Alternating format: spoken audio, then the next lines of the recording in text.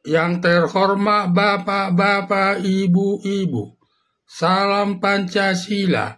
Pada hari Rabu tanggal 29 Januari 2025, saya akan mengomentari KPK digugat ke Mahkamah Konstitusi terkait ketidakabsahannya. Mengingat waktunya sudah akan habis masa baktinya sebagai pimpinan KPK yang lama sebelum diusulkan Presiden Joko Widodo, yang baru telah menseleksi orang-orang yang akan menduduki jabatan tersebut, tetapi seleksi tersebut hanya dilihat dari ketaatannya kepada yang mengusulkannya, yang bisa dikendalikan nanti setelah terpilih jadi pimpinan KPK sebagai ketua, wakil ketua, dan 3 anggota Komisi Pemberantasan Korupsi. Ketika Presiden Joko Widodo 2 bulan lagi akan purna tugas dari jabatan presidennya, terburu-buru mengusulkan 10 orang pansel ke Dewan Perwakilan Rakyat untuk dipilih sebanyak 5 orang sebagai komisioner Komisi Pemberantasan Korupsi dengan posisi sebagai ketua, wakil ketua, dan 3 orang sebagai anggota komisioner Komisi Pemberantasan Korupsi. Setelah selesai anggota Dewan Perwakilan Rakyat DPR, lalu dilantik Presiden Prabowo Subianto, sebab Presiden Joko Widodo sudah serah terima jabatan kepada Presiden Prabowo Subianto pada tanggal 20 Oktober tahun 2024 di depan Majelis Permusyawaratan Rakyat bertempat di Gedung MPR Senayan, Jakarta Pusat. Walaupun Presiden Joko Widodo sudah serah terima jabatan kepada Presiden Prabowo Subianto, tetapi pengaruh mantan Presiden Joko Widodo masih besar kepada aparat negara, terlebih kepada Komisi Pemberantasan Korupsi, karena sudah berhutang budi kepada mantan Presiden Joko Widodo ketika mengusulkan 10 orang pansel ke DPR untuk dipilih 5 orang.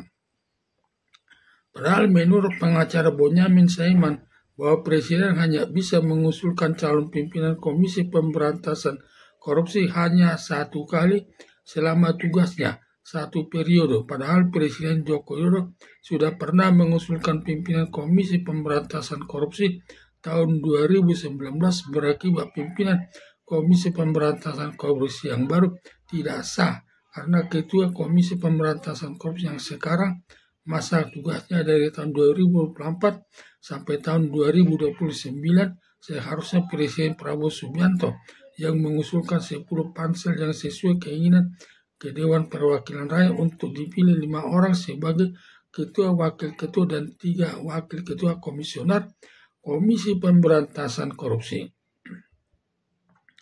Melihat hal tersebut, ada keyakinan Presiden Joko Widodo yang mengusulkan 10 orang pansel ke Dewan Perwakilan Rakyat untuk dipilih 5 orang, dan setelah terpilih 5 orang lalu dilantik Presiden Prabowo Subianto, dan letak keyakinannya Presiden Joko Widodo yang mengusulkan setelah terpilih 5 orang dilantik Presiden Prabowo Subianto. Pada umumnya siapa yang mengusulkan juga dia yang melantiknya. Akibatnya Ketua Komisi Pemberantasan Korupsi selalu tindakannya tidak objektif, lebih cenderung memihak kepada yang mengusulkannya karena sudah berhutang budi kepada yang mengusulkannya, yaitu mantan Presiden Joko Widodo yang banyak contohnya yang dapat kita lihat, antara lain 1. Ketika jurnalis internasional memberikan nominasi ketiga kepada Presiden Joko Widodo terkorupsi selama tahun 2024 versi OCCRP, seluruhnya ada 5 nominasi terkorupsi, di mana nominasi pertama terkorupsi sedunia tahun 2024 jatuh ke Presiden Suriah Bashar al-Assad yang dijatuhkan pemberontak Al-Jauhari yang berhasil melarikan diri ke negara Rusia. Nominasi kedua terkorupsi sedunia tahun 2024 jatuh kepada Presiden Ghana Afrika. Mengingat Presiden Joko Widodo mendapat julukan terkorupsi sedunia tahun 2024, banyak himbauan tokoh agama dan tokoh politik dan aktivis dan masyarakat umum meminta pimpinan Komisi Pemberantasan Korupsi supaya menangkap dan menahan Presiden Joko Widodo untuk diproses sesuai hukum yang berlaku, tetapi Ketua Komisi Pemberantasan Korupsi tidak menanggapinya. 2. Ubaidillah Badrun, dosen Universitas Negeri Jakarta, telah melaporkan kepada Komisi Pemberantasan Korupsi atas keluarga mantan Presiden Joko Widodo terkait ekspor nikel ke Cina secara ilegal yang melibatkan mantan Presiden Joko Widodo, menantunya Bobi Nasution selaku Wali Kota Medan, Sumatera Utara, juga Airlangga Hartarto, mantan Ketua Umum Golkar saat itu, merangkap jabatan Menteri Koordinator Perekonomian.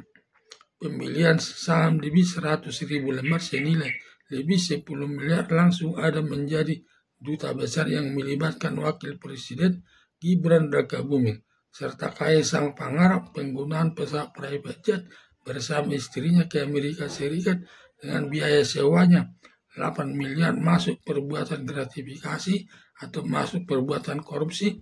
Semua laporan Ubaidillah Badrun tidak ada yang ditanggapi pimpinan Komisi Pemberantasan Korupsi.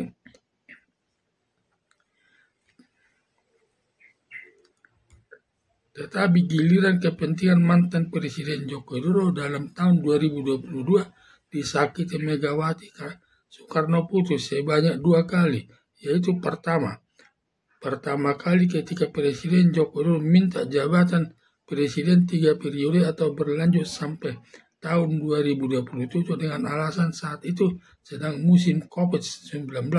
Selama 2 tahun semua orang tidak berani keluar rumah, berakibat proyek tidak bisa diselesaikan tepat waktunya.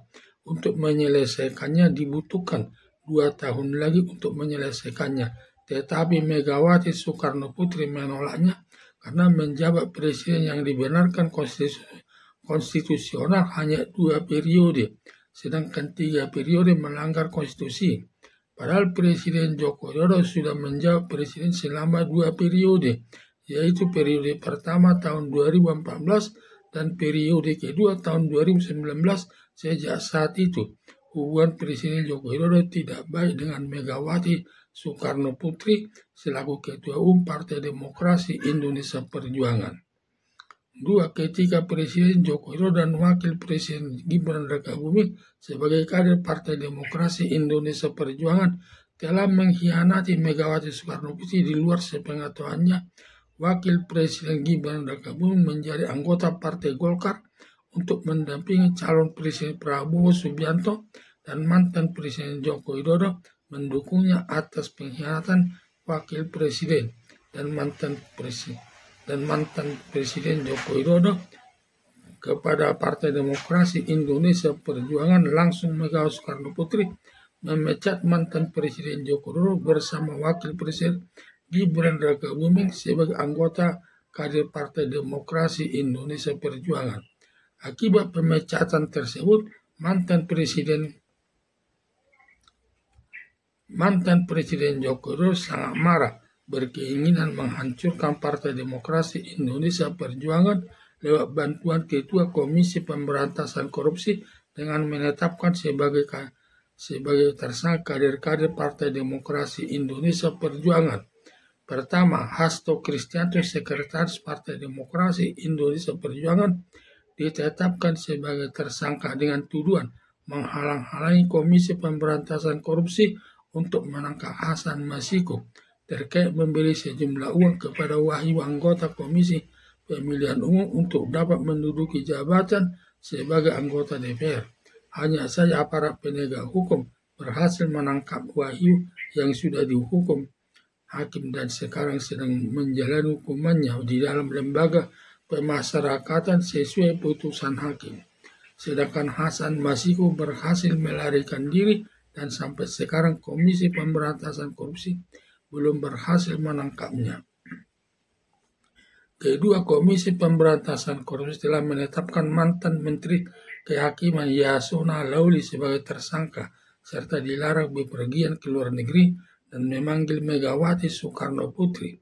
Bila memenuhi panggilan Komisi Pemberantasan Korupsi, diduga akan ditahan. Dengan demikian, Partai Demokrasi Indonesia Perjuangan kemungkinan besar akan hancur karena tidak ada yang bisa mengendalikannya. Karena pengurus inti Megawati Soekarno Putri selaku Ketua Umum Partai Demokrasi Indonesia Perjuangan dan Hasto Kristianto selaku Sekretaris Jenderal Partai Demokrasi Indonesia Perjuangan sedang berurusan dengan Komisi Pemberantasan Korupsi. Komisi Pemberantasan Korupsi telah berhutang budi kepada mantan Presiden Joko Widodo, tindakan Ketua Komisi Pemberantasan Korupsi dalam menyelesaikan masalah korupsi bersifat diskriminatif ketika bertalian dengan Partai Demokrasi Indonesia